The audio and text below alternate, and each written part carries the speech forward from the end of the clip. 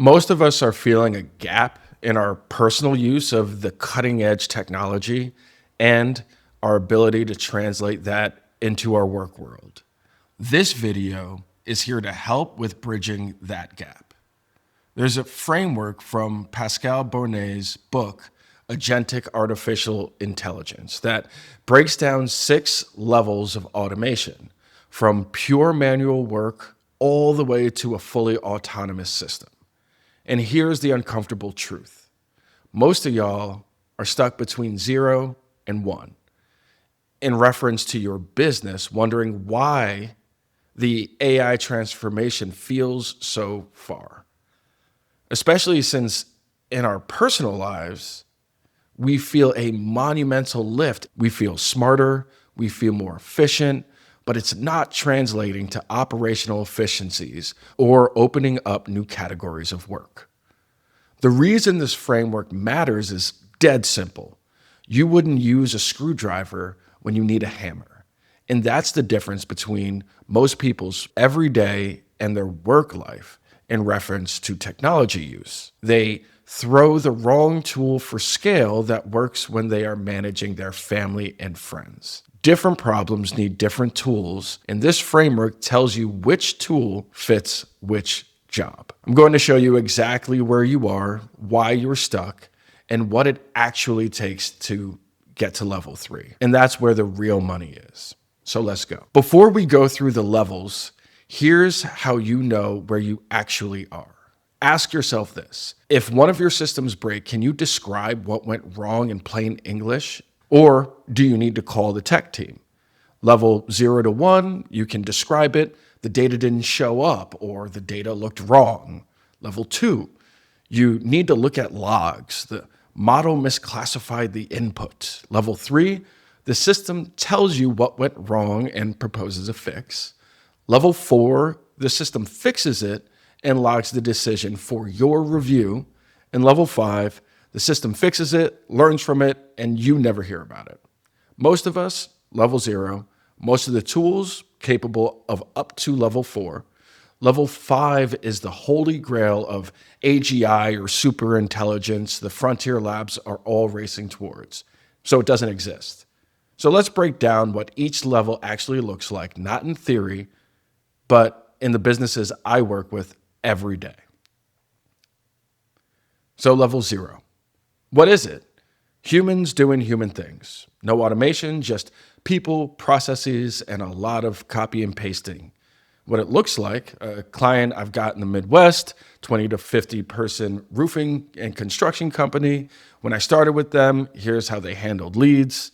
It would come in via a website web form or a lead gen service. Someone manually copies it into the CRM. Someone else manually creates a quote doc, and someone checks if the quote got signed. If it did, someone updates the CRM. Every 2 weeks, the owner and the accounting team calculates commissions by hand in Excel.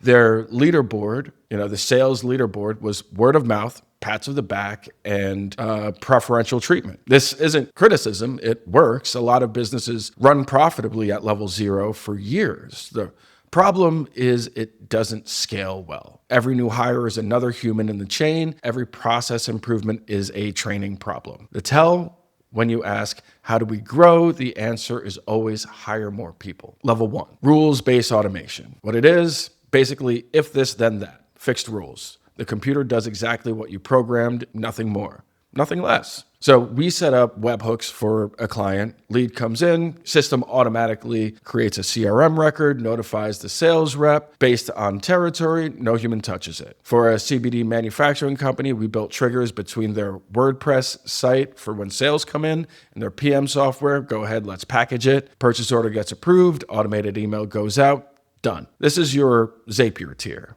Your make.com, your if a new row in a spreadsheet, send a Slack message tier. Level 1 automation is brittle as hell, but it's also really predictable. You know where it's strong and where it will break. It will break and you will be able to easily spot the issue, and then you're back to manual intervention. You're back to level 0. Some people dub this as AI when it's not. It's process automation, plumbing, important plumbing, but you're at level 1 if someone says it broke again. Level 2, intelligent automation.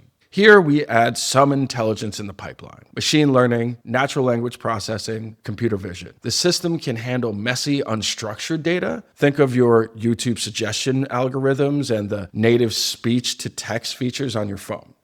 What it looks like: sales team gets customer data from distributors in every format imaginable. Different column headers, inconsistent formatting, missing fields. At level 1, the system chokes. You see error messages. At this level, an AI-powered Excel import can understand the data, maps the columns to, the source of where it's going, validates entries, flags anomalies, and adapts to whatever garbage spreadsheet someone sends over. Doesn't just read rows, it interprets them. For my own business, every client meeting gets transcribed via Granola, and then an LLM extracts action items, decisions, and follow-ups. Not from a template, from understanding the conversation and what my goals are and what my business is. The key difference between level 1, level 2 systems can handle things they haven't been explicitly programmed for. They can deal with variation, they generalize. You know you're at level 2 when you can throw messy real-world data at your system and it doesn't immediately shit the bed. Level 3, agentic workflows. This is where the automation bros really found their niche and where most cutting-edge tools are right now. What it is: the agent can plan, reason, remember, and execute multi-step workflows. You give it a goal, it figures out how to get there. Think Lindy, N8N, and the newest features to Make.com and Zapier. And this is where model selection becomes critical. At levels 0 to 2, it barely matters what AI you use. You're really not using AI. A webhook is a webhook, a classifier is a classifier. But at level 3, the model is the product. Claude reasons differently than GPT, which reasons differently from Gemini. They have different strengths, different failure modes, different costs. I run different models for different jobs. It's a balancing act between model competence, specialization, and cost. And here's an example. Every night while I'm sleeping, my AI dev team scans open issues in my client's GitHub repos. It reads the issue, checks if there's already a PR, evaluates complexity, picks the best one to tackle, clones the repo, writes the code, runs the test, and opens a pull request. Last week, a client repo got 10 PRs merged in 5 days. Auth consolidation, vulnerability patches, state management refactors, error handling, standardization. Boring stuff, but important. All while the human dev team, i.e. me, was asleep. Here's the crucial part. These agents work within guardrails. They know where to go, what they can touch, which processes to follow. They have autonomy in execution, but I wake up every morning, review the work, and approve it for the world to see. Another example, my blog writing pipeline. I say, write about the Pentagon versus Anthropic standoff, connect it to that vacuum cleaner hack. The agent research, verifies sources, writes 2,600 words in my voice, submits it for review. What used to take me a full day now takes 20 to 45 minutes of edits and verification. You know you're at level 3 when you can describe a goal and the system figures out the steps. You're not programming workflows anymore. You're setting objectives. Level 4, semi-autonomous systems. And what it is: multi-agent coordination. Systems that learn, adapt, and operate independently within a domain. What it looks like, and this is what we're actively pushing. My company runs a 12-agent squad. Each one has a role. I have an architect, different dev roles, QA, a marketing team, an agent for outreach, one that does research, one that writes blogs, and one for code reviews, right? Every Friday at 10 a.m., I run a weekly planning session. All 12 agents review the week's work, analyzes the task board, read meeting notes, assess the pipeline, and contribute to a planning doc. Then I synthesize their input and build next week's task list. Agents don't just execute, they recommend. This morning, I was flagged that we shouldn't merge a state management refactor until our proper protocols have been in place, our best practices. 2 other agents independently reached the same conclusion. 3 agents, same insight, no coordination between them. That's emergence. The limitation of this is each agent is domain bound. My dev agents can't do marketing. My marketing agents can't write code. And big judgment calls, should we kill work or move forward, still needs me, still needs a human, still needs my team. You know you're at level 4 when your systems start disagreeing with you, and sometimes they're right. Level 5, fully autonomous systems. Any goal, any domain, full autonomy, while building on the previous levels. This doesn't exist yet, not in production, not at scale. What it would look like, I'd say grow revenue 30% this quarter, and the system would build a strategy, deploy the campaigns, and just execute, all without asking me for input. We're not close, and honestly, I'm not sure we should be.